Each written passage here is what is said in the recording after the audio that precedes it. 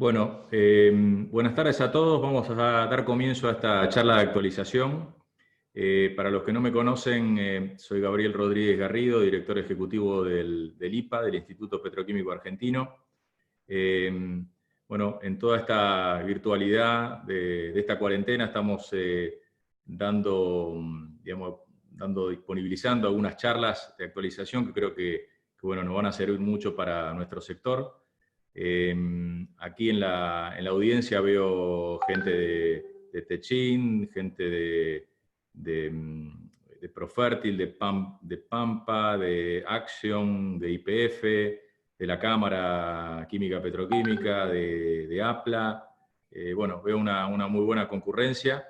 Bueno, la idea de estas charlas es, hoy invitamos a la consultora MAP, acá sus directores, Gonzalo Santamarina y Juan Pablo Ronderos, que están presentes. La charla de hoy va a estar en un análisis macro y también sectorial que tanto nos importa en esta coyuntura. Y bueno, me parece que ambos son del mercado y creo bueno, que todos lo vamos a sacar mucho provecho.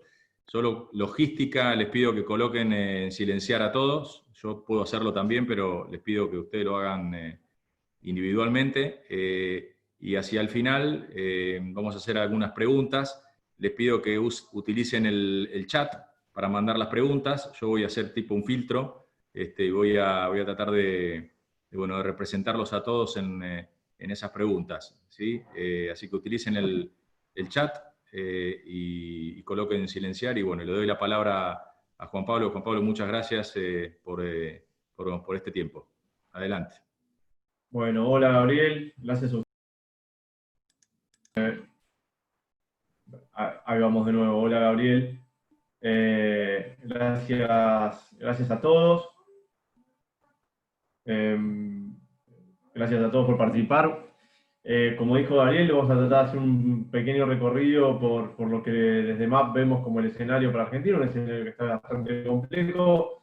Y si les parece, la presentación nos va a durar algo así como entre 30 y 40 minutos y después abrimos, como dijo Gabriel, a preguntas y respuestas. Si me dan un segundo para que les comparta. Entiendo que ahí todos deberían estar viendo bien. A ver, no va a ser sorpresa para ninguno de ustedes que les diga que el escenario argentino se complejizó muchísimo en las últimas 6-8 semanas. Era un escenario donde incluso el mismo gobierno había puesto en el centro de la escena a la resolución del default como un tema como el tema de pasa o no pasa del año, digo, como el eje de un escenario positivo, un escenario negativo para el año, pero eso, si bien la negociación del default está bien presente y demás, no digo que se diluyó, pero se multiplicaron los problemas y se hizo todo más complejo.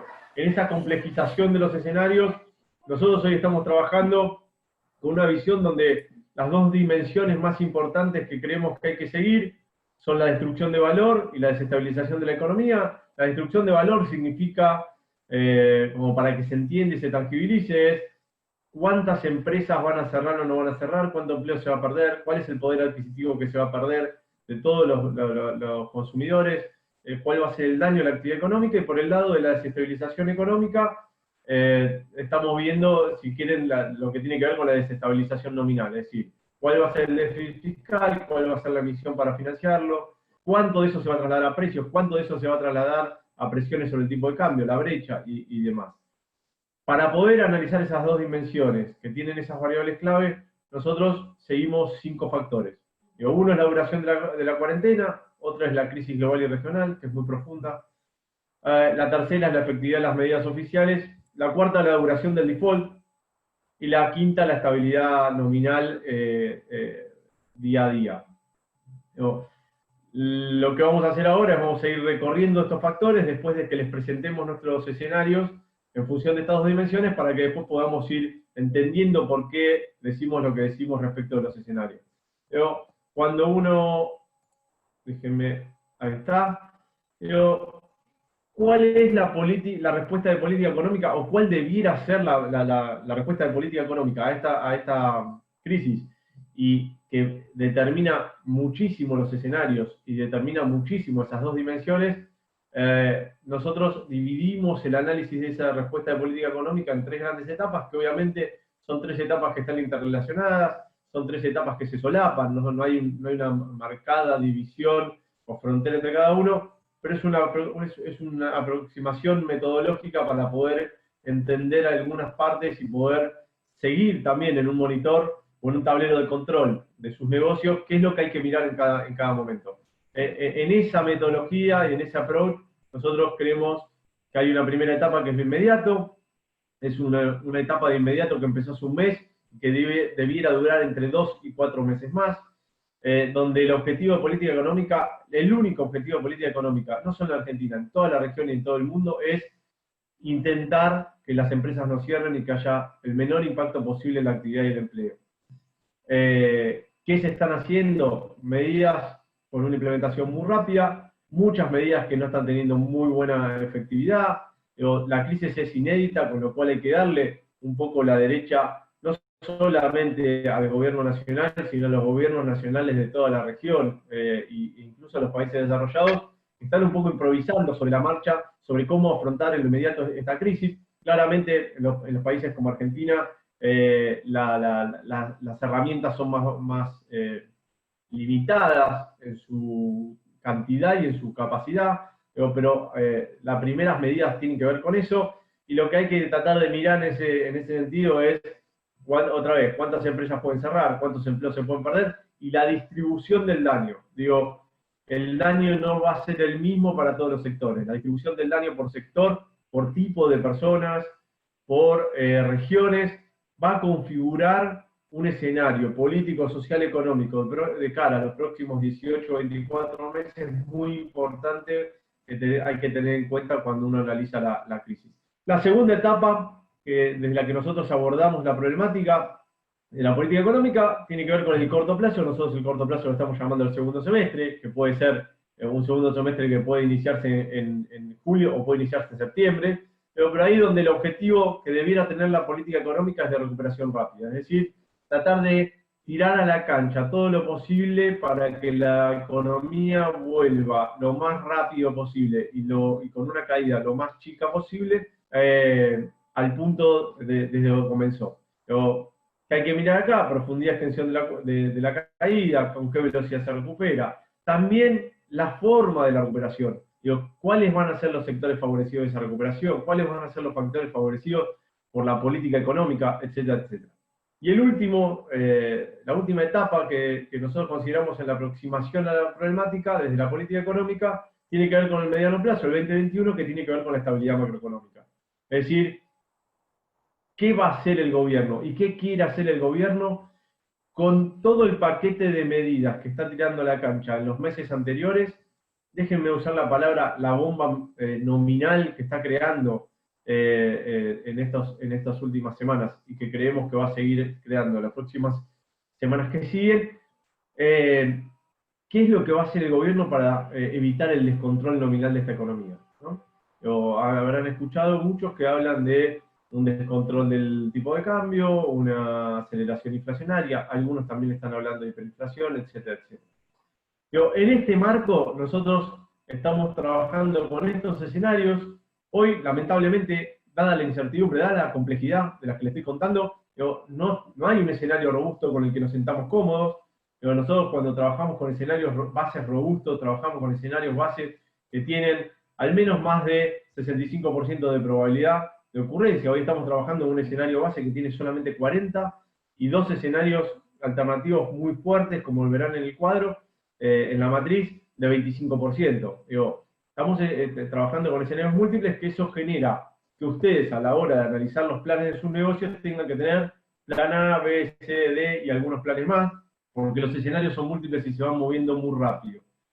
En nuestro escenario base, y estos escenarios están construidos, como les decía, sobre las dos dimensiones con las que nosotros trabajamos, destrucción de valor y desestabilización económica, en el escenario base nosotros creemos que hay las medidas que toma el gobierno son medianamente efectivas para evitar demasiado daño a la economía, con una recuperación rápida del equilibrio, un equilibrio previo a la crisis que ya era malo, digo, no es que estamos pensando en una economía que de pronto vuelve un equilibrio positivo, un equilibrio de expansión, sino que vuelve un equilibrio que ya era muy mediocre, con una capacidad y una voluntad del gobierno de desarmar esas políticas expansivas para evitar una crisis más importante en términos nominales en el 2021 o a fines de este año, y sin ir más allá en los marcos regulatorios, que como sabrán, esos marcos regulatorios hoy están todos puestos en duda. En lo inmediato, todos los gobiernos de todos los países, incluso aquellos países con más reputación,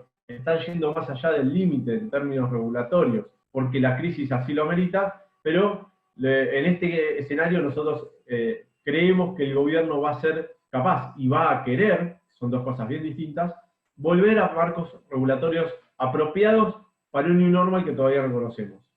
Pero obviamente cuando uno se corre a la derecha en la destrucción de valor o se corre hacia arriba en la estabilización económica, los escenarios empiezan a ser más complicados. A la derecha vemos un escenario con una recesión profunda y larga, con un proceso de deterioro económico, social y político muy, muy importante, pero con un gobierno que sigue teniendo la voluntad y la capacidad de desarmar esa bomba nominal de la que les decía y de tener marcos regulatorios medianamente apropiados a pesar de que la recesión es profunda y demás.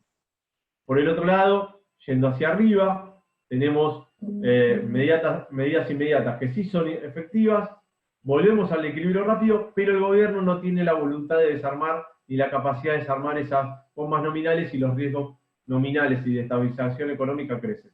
Obviamente que arriba a la derecha tenemos el peor escenario, hoy con una probabilidad baja, pero que existe, de donde todo lo malo sucede. Donde todo lo malo sucede, y es un escenario que es muy difícil de modelar, porque digo, escenarios de crisis y de cierta desestabilización macroeconómica y nominal son difíciles de ponerle número y demás. Pero vamos a meternos en los 5 factores que les contaba para que se entienda por qué creamos estos escenarios y por qué entendemos que estos riesgos y por qué ninguno de estos escenarios es tan robusto o nuestro escenario base no es tan robusto. Pero, primer punto, duración de la cuarentena. ¿Dónde estamos? Y hoy estamos en una fase que todo hace presumir que se va a seguir extendiendo, quizás con alguna relajación por zona, por sector productivo y demás, pero en una fase que creemos que se va a extender hasta fin de mayo, donde los aglomerados de más de 500.000 habitantes, digo, no son muchos, pero son los más importantes en términos de actividad económica, van a seguir teniendo una cuarentena muy, muy restringida. Pero lo que creemos que va a seguir pasando es que en junio vamos a ir a una apertura progresiva, sobre todo en esos aglomerados de 500.000 habitantes, siempre y cuando los datos sanitarios lo permitan, y recién a fines de agosto vamos a estar empezando a transitar el camino hacia una nueva normalidad que todavía no sabemos muy bien cómo va a ser, pero que seguramente va a ser distinta a la normalidad que vivíamos antes.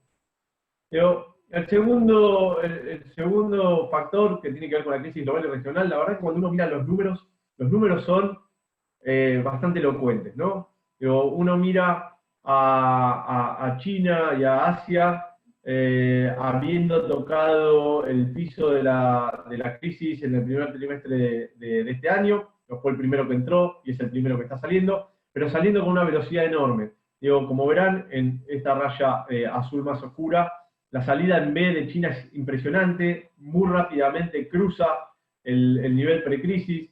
Esa salida y la de todas las regiones se está moviendo todo el tiempo. Esa salida hace 15 días tenía una previsión de contracción de China por primera vez en 40 años de 0,6%, y hoy la previsión para el 2020 es un crecimiento de 1,8%. Digo, esa salida va cambiando todo el tiempo y los números van cambiando todo el tiempo. En el caso de Estados Unidos y la zona euro, que pareciera estar tocando el fondo de la crisis en este segundo trimestre que estamos recorriendo, pero también los números van cambiando. Fíjense, la zona euro siendo una de las más castigadas, con caídas de 5% en términos generales. Hay países como Italia y Francia y España, donde los números empiezan a ser números llamativamente negativos, con proyecciones de caída de más del 10%.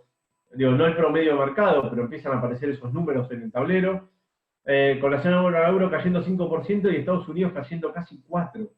Digo, y otra vez, hace 2 semanas ese número de Estados Unidos era un número menor a 2. Y hoy la expectativa de mercado, el consenso de mercado se está acercando a 4. Es decir, esto se mueve todo el tiempo. Y fíjense cómo la salida de Estados Unidos, que hace 2 semanas era una salida en B con una recuperación muy rápida, hoy se ha aplanado muchísimo y se empieza a parecer mucho más a Europa que lo que parecerse a China, ¿no? Y en el medio está Latinoamérica, que está entrando más tarde a la crisis, pero entra con una gran profundidad, de una caída pronosticada para Latinoamérica en conjunto de más del 5%, con una recuperación muy lenta, con un piso de la caída en el tercer trimestre, y una recuperación que hasta hace 2 semanas tenía forma de B, y ahora se empieza a aparecer cada vez más una U o una forma de una raíz cuadrada. No sé si recuerdan la forma de la raíz cuadrada, que tenía una B, pero que era más corta que el inicio, y después se achataba, ¿no? Pareciera que Latinoamérica se empieza a parecer a eso, con Latinoamérica que recién en el 2022, en el primer semestre del 2022, vuelve a los niveles pre-crisis, obviamente con una heterogeneidad muy grande dentro de los países. Pero cuando uno mira esa heterogeneidad, ve que la vulnerabilidad por país de la región es enorme. Fíjense que predominan en todos los números, en todos los fundamentals, predominan los amarillos, anaranjados y los rojos por sobre los verdes, y los números de proyección de crecimiento, de caída de este año, y los números, acá donde dice 4.3 debería decir 5.2, o hay algún error. Digo, los números de caída para Latinoamérica, todos los países son muy, muy grandes, y los números de recuperación para el año que viene son bastante pobres en prácticamente todos los países.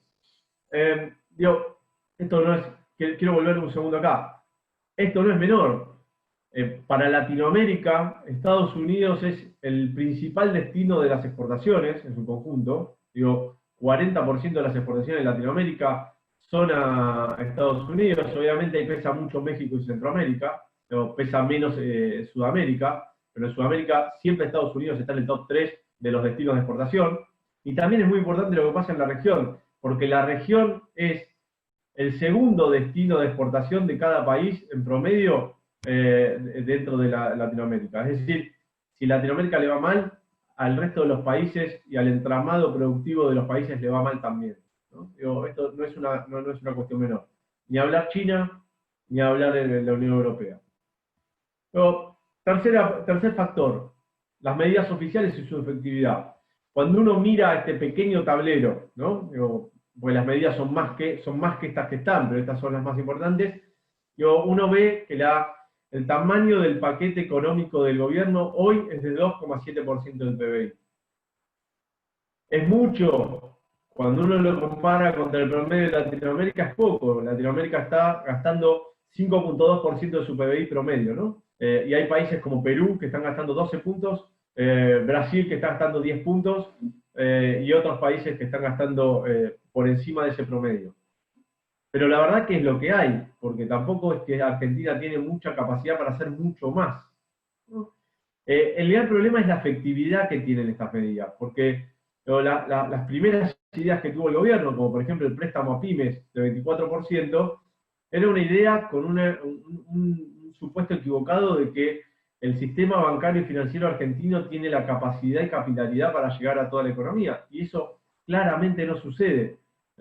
Argentina tiene un ratio de préstamos a PBI de menos del 15%, el promedio de Latinoamérica es más del 50% y el promedio de los países de la OECD es de 155%. Es decir, creer que los bancos iban a ser el camino por el cual iba a haber liquidez en toda la economía fue una idea muy equivocada del gobierno. No, obviamente que también hay alguna poca voluntad de algunos bancos de prestar, de ir a buscar a nuevos clientes y demás, para no exponerse a riesgo, pero ya la medida estaba mal diseñada. Eso se corrigió, creo que la medida de este plan de ATP es una medida mucho más correcta. Si bien ayer nos enteramos que a último momento han llamado del gobierno para decir que las empresas no iban a ser beneficiarias cuando habían entrado al plan, con lo cual les generó mucho estrés hoy y mañana al pago de salarios. Todavía no ha salido demasiada esa información, pero nos ha llegado ese comentario de algunas empresas. Te digo, a lo que voy es, la medida cuando uno mira lo que está pasando en la economía, tomando los primeros datos, el índice general de actividad, que es una próxima mensual del PBI, que hace un colega con mucha reputación, como Orlando Ferreres, los números de caída son enormes. Los números de ventas minoristas de la Cámara de la Mediana Empresa también son enormes. Es decir, no han sido todavía capaces de evitar esta caída. Obviamente que esta caída va a seguir en las próximas semanas y vamos a ver la efectividad en las próximas semanas cuando empecemos a tener más datos, pero también cuando uno empieza a ver la encuesta de la Unión Industrial de Argentina, los números empiezan a ver que la efectividad no es tanta y que la disrupción va a seguir en los próximos meses y seguramente siga con mucha fuerza hasta algún momento del tercer trimestre del año que viene. Ni hablar cuando uno mira el universo PYME, donde en el universo PYME los números son incluso más contundentes, porque muchas de estas pymes tienen una informalidad o son empresas que están en gris. Digo, una buena parte de sus números están formales, pero otra buena parte no lo son. Y ahí es donde estas pymes sufren muchísimo más la falta de llegada de los aportes de la política económica implementada por el gobierno. El cuarto punto es el default. Digo, mañana es una fecha importante, ha estado en los diarios en los últimos días, es un tema muy importante, incluso puesto por el gobierno como eje de su buena, de una forma de medir su buena implementación de medidas. Un canje que es un canje muy grande, que tiene un buen monto de negociación, son todos bonos de liquidación extranjera, con un gobierno que busca como objetivo la sostenibilidad de la deuda bajo una definición muy propia, una definición muy del ministro, que ha instalado esa idea de que hay que reducir el stock, que hay que reducir las necesidades de financiamiento en el corto y el largo plazo, acomodarlas más a los que son los números promedio de las economías emergentes, etcétera, etcétera. Y por el otro lado, acreedores que lo que quieren es recuperar la plata que invirtieron. Se supone, o los números que he leído, es que más o menos el promedio de entrada de los tenedores que hoy tienen bonos argentinos bajo legislación extranjera es algo así como 80 centavos por cada dólar, con lo cual lo que quieren es recuperar al menos 60 centavos por cada dólar. La oferta del gobierno es una oferta que evaluada al 10% está entre 35 y 42, 43 centavos por cada dólar, valuada al 12%, que es como lo evalúa el mercado. La evaluación de la oferta está entre el 30 y el 33, 34%, es decir, los números parecen lejos, pero sin embargo hay voluntad de negociación, sobre todo porque las dos partes pueden decir que salen ganando con algunas alternativas. Es decir, hay un win-win porque los dos miden distinto el éxito. El gobierno mide el éxito como la sostenibilidad de la deuda y los acreedores miden el éxito por cuánto recuperan en valor presente neto. Y esos puentes existen. Hay algunos puentes como un pago al contado. Si el gobierno fuera capaz de pagar 5.000 millones de dólares en los próximos 6 a 8 meses, el valor presente neto de la oferta ya pasa a ser 6, 7, 8 centavos más por cada dólar, un número significativo. Si en vez de 3 años de gracia son 2 años de gracia, si el cupón aumenta un 1% desde donde arranca y sigue creciendo con la misma lógica que propone el gobierno, también tiene un impacto muy fuerte. Es decir, hay puentes para atender entre las dos partes y es lo que ha pasado a pesar de mucho fuego de artificio de los últimos días.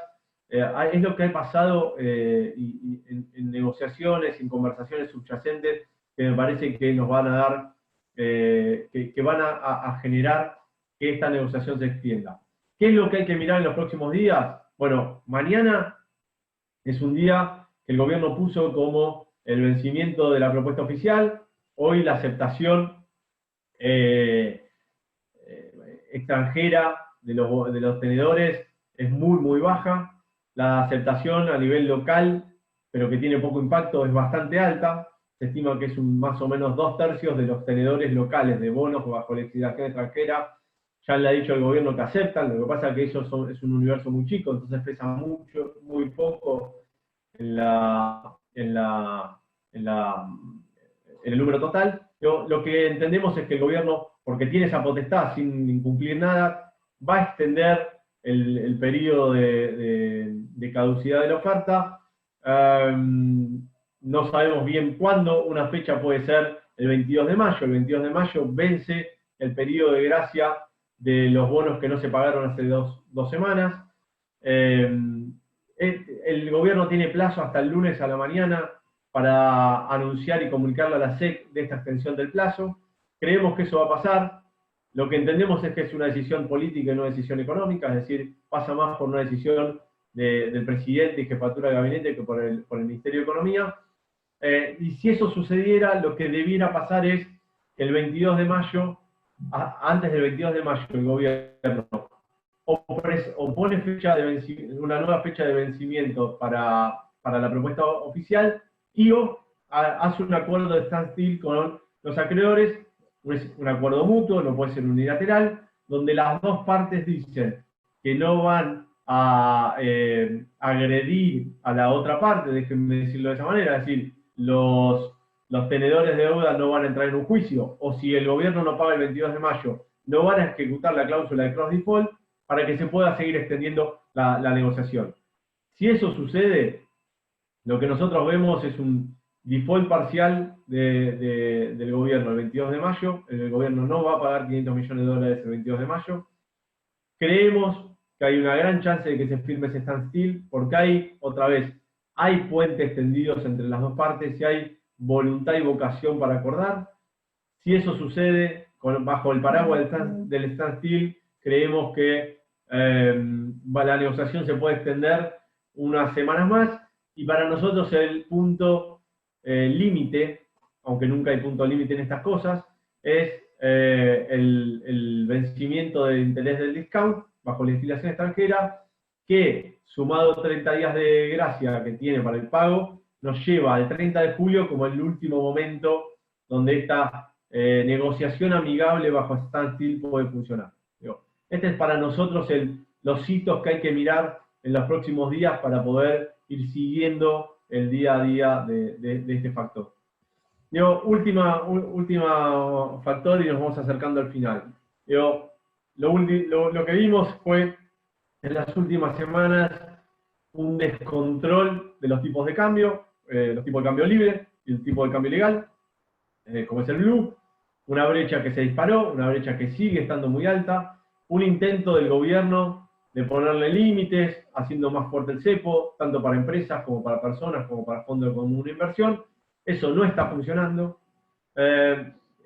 Y básicamente, ¿por qué no está funcionando? Porque atrás de esto está una emisión de pesos y una poca claridad respecto de lo que puede pasar, que ha desatado las expectativas nominales de todos los agentes económicos. Es decir, no sabemos, ninguno de nosotros sabe cuánto va a valer el dólar, cuánto va a ser la inflación y cuánto va a valer los pesos que tenemos hoy en el bolsillo, en los bancos o los activos en pesos.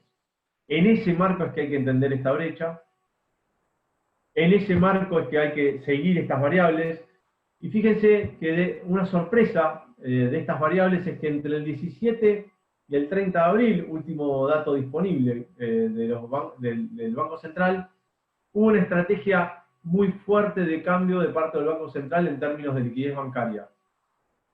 Ese primer intento del gobierno de presionar a los bancos para que presten, desarmando el ELIX, para inundarlos de liquidez, para que esa liquidez se vuelque vía préstamo, se retrotrajo, y no solamente se retrotrajo, sino que además fue muy agresivo en bajar la liquidez bancaria. Eso permitió que la base monetaria empiece a crecer a tasas mucho más chicas cuando se comparan las últimas 2 semanas. Y empieza a dar una señal de que el gobierno tiene la voluntad y por ahora la capacidad de controlar las variables nominales y que está mostrándole al mercado que va a hacer lo posible para que las variables estén bajo control en lo inmediato, en el corto plazo y en el mediano plazo. Digo, esta es una variable importante para seguir, pero en las últimas 2 semanas ha mostrado un cambio de actitud o de estrategia de parte del Banco Central que empieza a generar por lo menos señales más aliviadoras de la situación. Obviamente que lo que está detrás de esto, y la gran problemática y lo que todos nos preguntamos es cómo va a ser el gobierno para financiar este paquete de ayuda si la recaudación se le cae 25% interanual en abril, en términos reales, y el gasto crece 25 puntos en términos reales positivos, ¿no? Digo, esto con números de marzo y de abril, esta brecha se va a empezar a ensanchar, digo, va a haber cada vez menos recaudación y va a haber cada vez más gasto.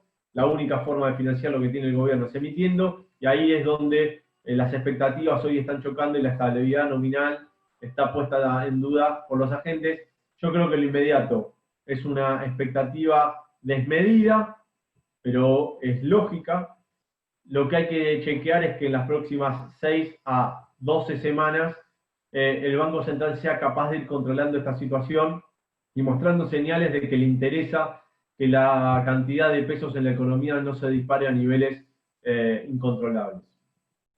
Digo, en este escenario, en nuestro escenario base, la caída que esperamos es una caída de 6,5%, con una fuerte caída del consumo privado, muy parecida a la del año pasado, un año ya muy malo, con un consumo público creciendo, siendo uno de los pocos factores junto con las exportaciones netas que dan positivo. Exportaciones netas que dan positivo, no porque las exportaciones crezcan, las exportaciones caen, pero las importaciones se derrumban, con lo cual el saldo neto entre la caída de exportaciones y la caída de importaciones da positivo en términos de contribución al PBI, y una inversión que se destruye incluso de niveles ya destruidos, ¿no?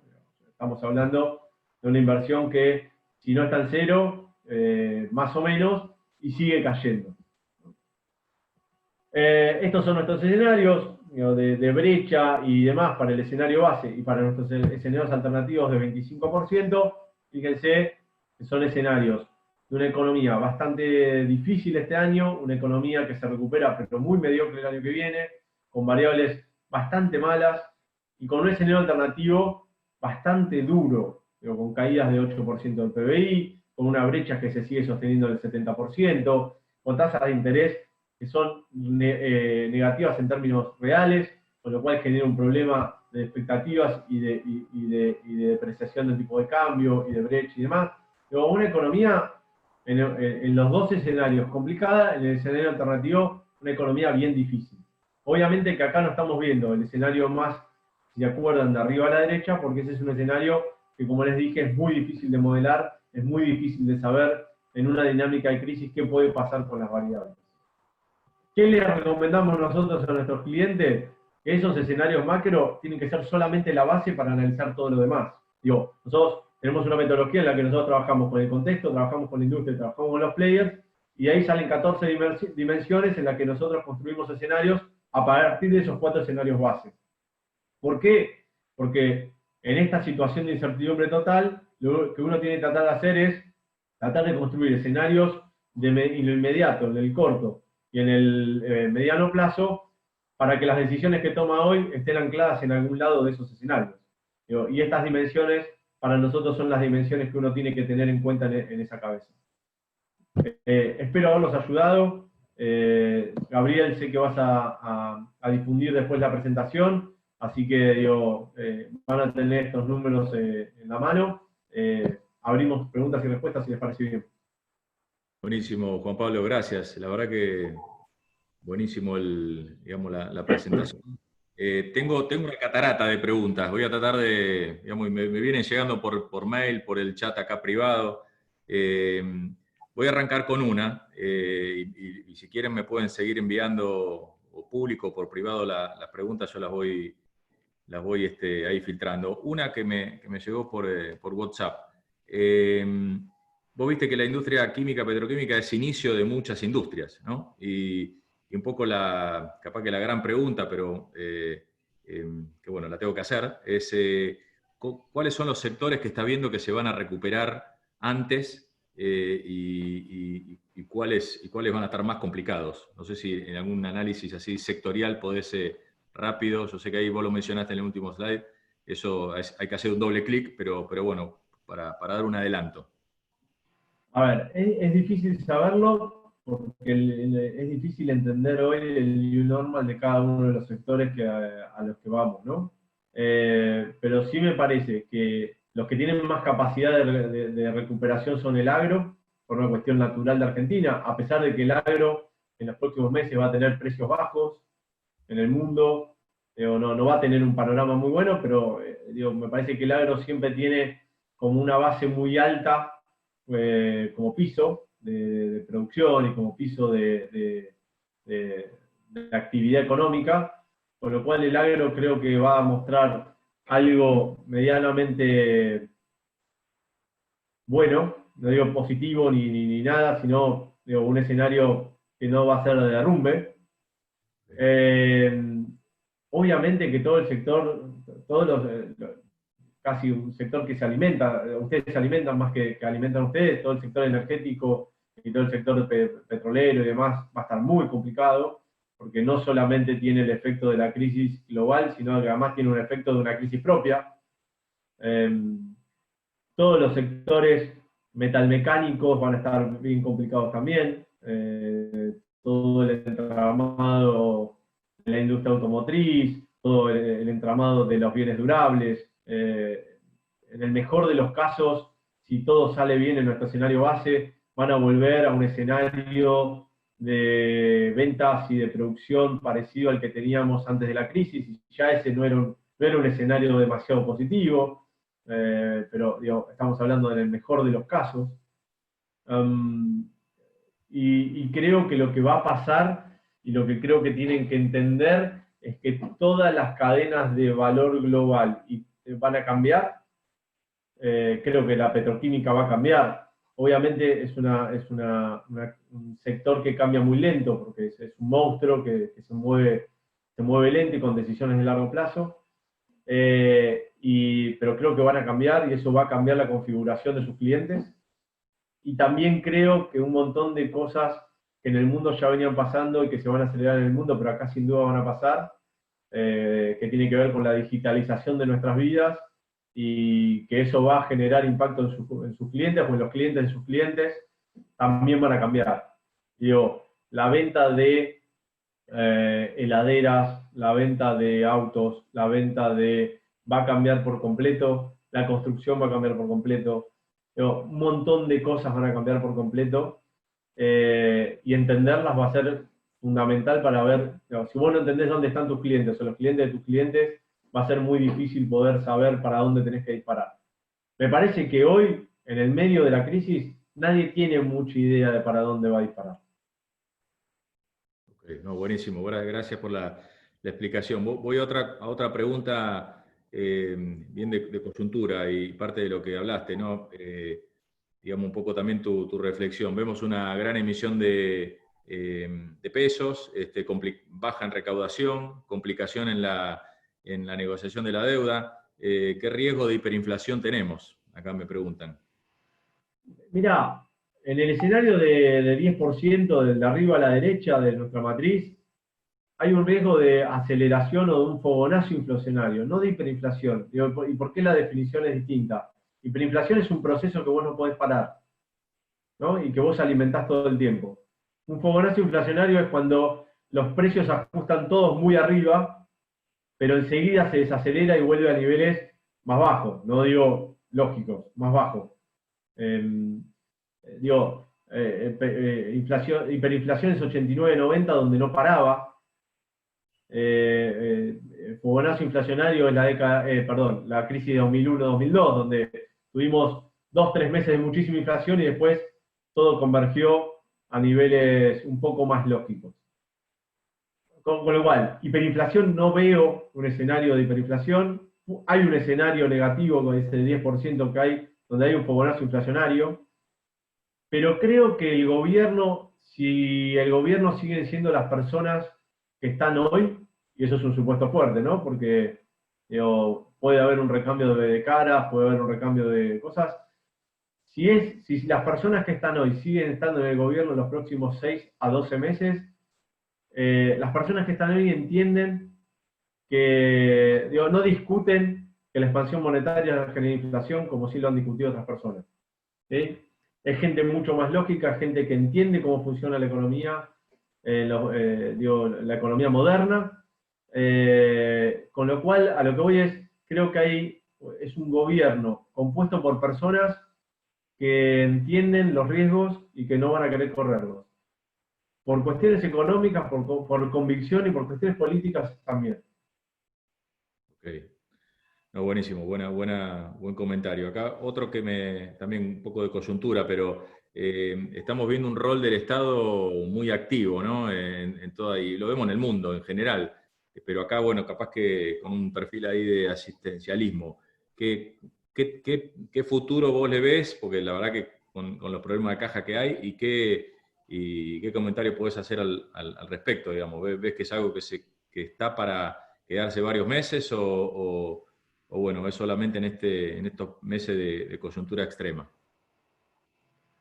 Primera aclaración a la pregunta. El asistencialismo no es solamente Argentina, el asistencialismo está en todo el mundo. Digo, todos los gobiernos de cualquier, obviamente hay alguna excepción, pero en la generalidad de los gobiernos hoy están enfocados en combatir el desempleo y en ponerle plata a la gente en el bolsillo para que esa gente esté tranquila, esté en su casa y la pobreza no se dispare, porque todo el mundo sabe que eso, si no sucede eso, la crisis política y social está a la vuelta de la esquina.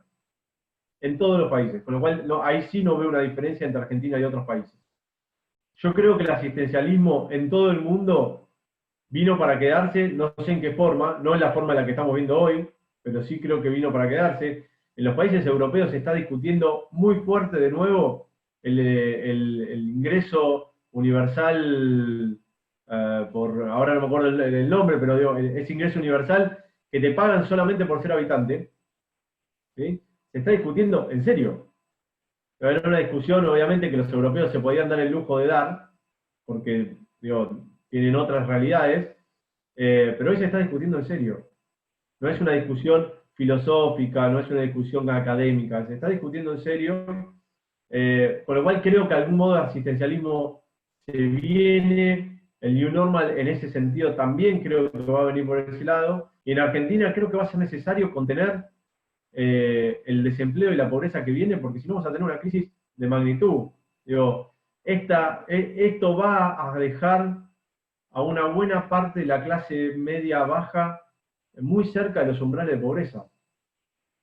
Y si el gobierno no hace algo para contenerlo, vamos a tener todos un problema. Digo, no. ¿Cómo lo va a financiar? Y en los próximos meses va a ser con emisión. Hay mecanismos para que esa emisión no se traslade a precios y a descontrol nominal. Entonces pueden usar algunos mecanismos.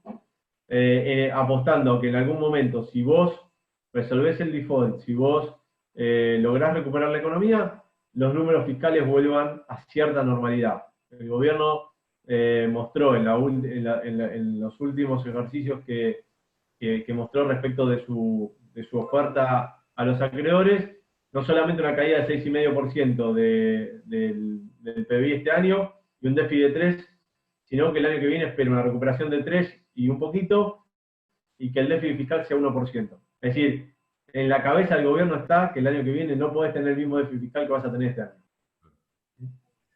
No, buenísimo. Voy con la última pregunta. Hay varias más, pero creo que las traté de resumir y agrupar. Poco, ¿qué recomendarías, digamos, para el sector, digamos, ¿no? Me gustó mucho ahí el último slide que mostrabas de analizar cadena de valor, distintos escenarios, pero ¿qué recomendarías para este sector tan diverso, ¿no? Como vos decías, anclado a nuestra materia, digamos, claramente están en una crisis, pero también aguas abajo en distintos sectores que algunos pueden ser ganadores y otros perdedores. ¿Qué recomendarías, Juan Pablo?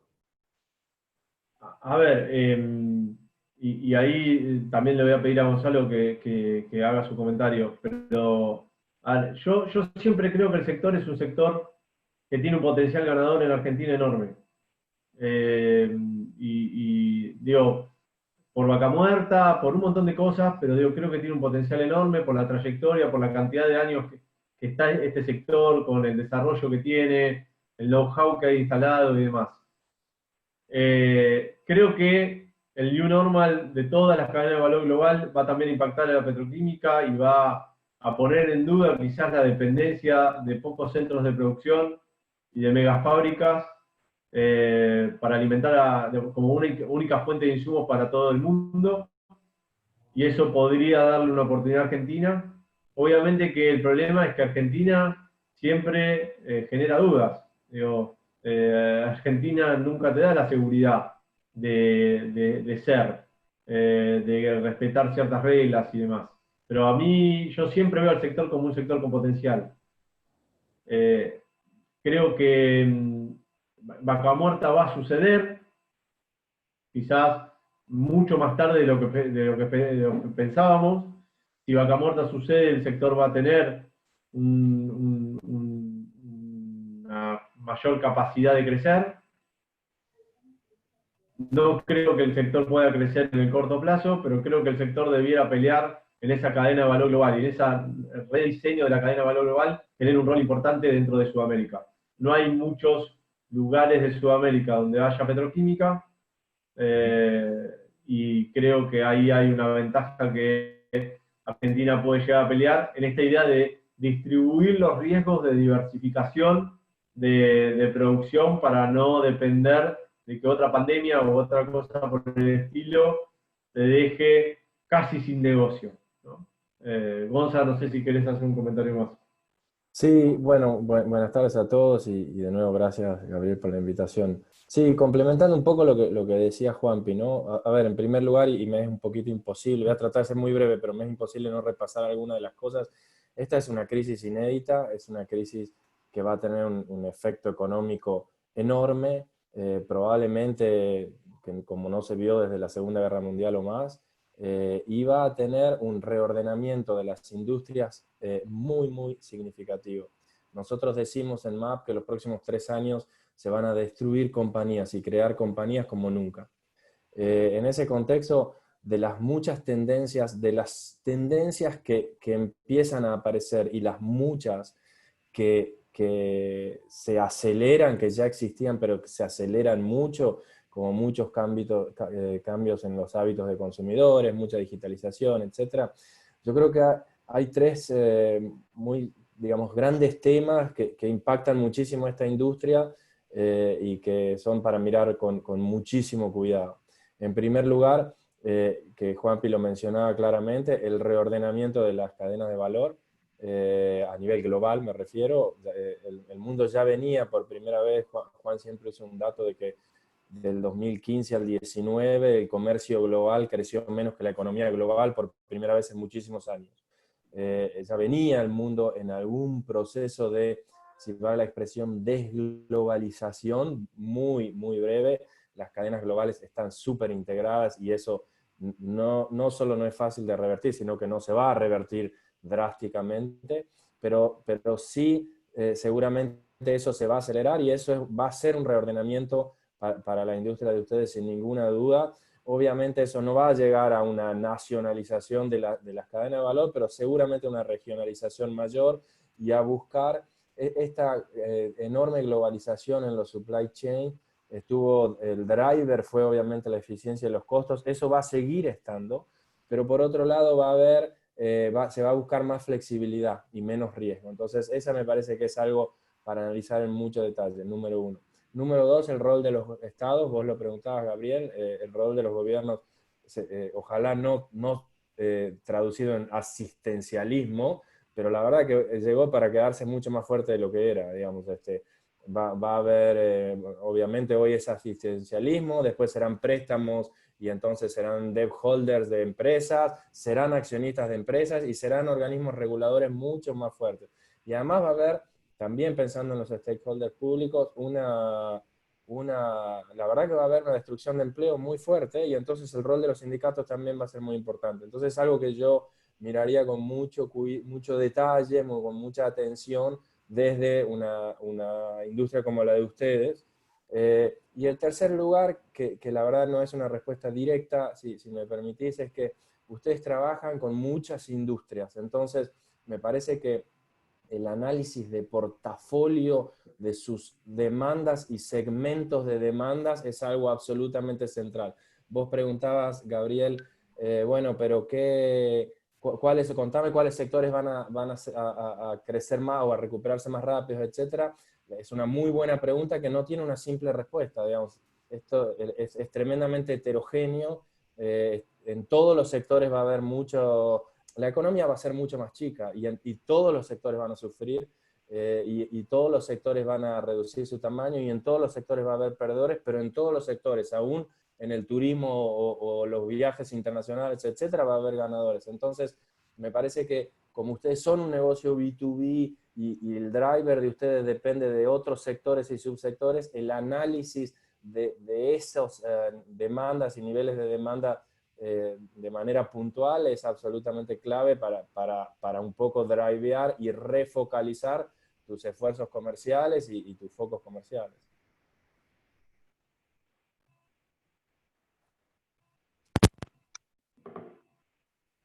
Gabriel, estás en mute. Perdón.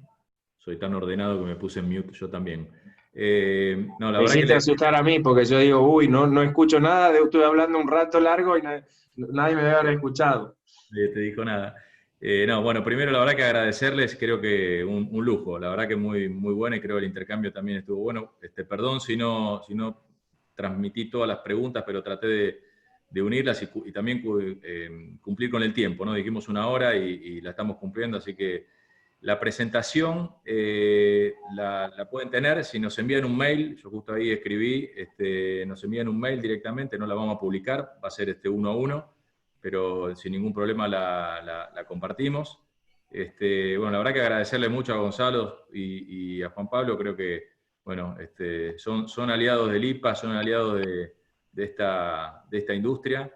Bueno, nada, queremos contar con ustedes cerca porque creo que el conocimiento que tienen del análisis macro y sectorial me parece que puede ser de mucho valor para todos los socios, ¿sí? Así que, bueno, obviamente van a estar en contacto y el que quiera contactarlos, sé que hacen muy buenos informes semanales y de coyuntura, creo que nada, cualquiera de los socios puede contactarnos o contactarlos directamente y poder también tener acceso. Así que nada más, muchísimas gracias y bueno, buenas tardes a todos. Perdón, Gabriel, el correo está mal, es .or.ar. ipa.org.ar. ipa.org.ar. Gracias, Mario. Bueno, Gabriel, Mario, gracias a todos. Espero que hayamos podido ser un poco útiles. Es difícil, el escenario es complejo. Y como dijo Gabriel, estamos a disposición. Con la presentación van a ir nuestros datos de contacto, así que nada, esperamos poder conversar con ustedes en el futuro. Muy bien. Muchas gracias. Gracias, hasta luego. Luego.